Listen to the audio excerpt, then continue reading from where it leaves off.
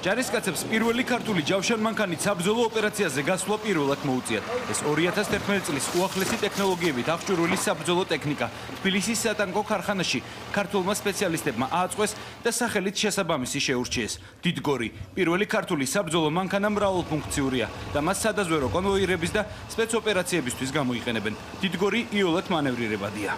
ამ მანქანაზე საკმაო პერიოდი მუშაობდით და მუშაობის პროცესში გათვალისწინებული იქნა ბევრი მნიშვნელოვანი და წვრილმანი დეტალი. გათვალისწინებული იქნა მსოფლიოში არსებული ამ კატეგორიის მანქანების დადებითი და უარყოფითი მხარეები და რაც ყველაზე მთავარია, გათვალისწინებული იქნა ქართული შეერარებული ძალების მოთხოვნები. ქართულმა კონსტრუქტორებმა დიდგორის ორი კლასი შექმნეს. ერთ 9 ადამიანის, მეორეს კი 7-ის დესანტირება შეუძლია. ქართულ საბრძოლო მანქანას ინოვაციური ჯავშანი აქვს და მასში მყოფ სამხედროების საბჭოთა და რუსული ანალოგებისგან განსხვავებით 7.62 კალიბრის ტყვიებისგან და ნაღმის დამსხვრევებისგან იცავს. დიდგორის ჯავშნის ტექნოლოგია სამხედროს საიდუმლოა. რუსული ჯავშან-მანქანის როგორც ეკიპაჟი, ასევე სამხედროები თითქმის სრულიად დაუცველები არიან როგორც სნაიპერის ტყვიისგან, ასევე აფეთქების ტალღისგან. ეს კი გამოშვებულია საქართველოში. ქართული ჯავშან-მანქანა დიდგორი პირველად საქართველოს ისტორიაში. აქ სამხედროებს არც სნაიპერის ტყვის ეშინიათ და არც ნაღმების.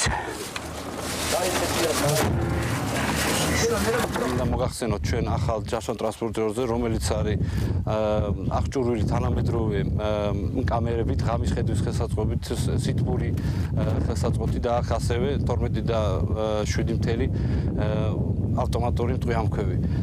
ჩვენი წარმოების მანქანა გაცილებით ჯობია მანევრირობაში და მობილურობაში. პირველი ქართული ჯავშან-მანქანა კონსტრუქტორებმა სამხედროების რჩევის გათვალისწინებით შექმნეს. დიდგორზე ორი სახის ტყვი-ამქვევის დამონტაჟება ხდება. ერთი მინიგანის ტიპის 6-ლულიანი სწრაფმსროლელი ტყვი-ამქვევია, მეორე კი 12 და 7 კალიბრის.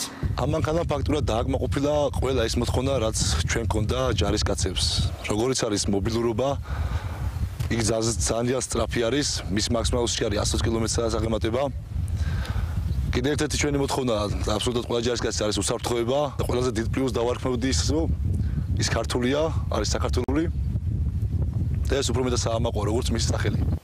ქართული საბრძოლო მანქანა აღჭურვილია ულტრათანამედროვე ტექნიკით და საკომუნიკაციო საშუალებებით. დიდგორზე დამონტაჟებულია თანამედროვე თერმული კამერები, რომელიც მას საშუალებას აძლევს გამორთული პროჟექტორებით იმოძრავოს და მოწინააღმდეგისთვის უხილავი იყოს. პირველი ქართული საბრძოლო მანქანის დიზაინი ზვიად ციკოლიამ შექმნა. ის მანამდე მსოფლიოში ცნობილი მარკების სპორტული ავტომობილების მოდელებზე მუშაობდა. ჩვენ ჯარისკაცებს როგორც მოგეხსენებათ, აქვთ თავისი შეხედულება და გამოცდილება და აქედან გამომდინარე ჩვენ სწორედ ამას ყველაფერს ვითვალისწინებდით და ასევე რა თქმა უნდა თანამედროვე დიზაინის და პროექტირების პრინციპები არის ამაში ჩადებული, რომელიც საქართველოში სიმართლე გითხრათ პირველად მოხდა.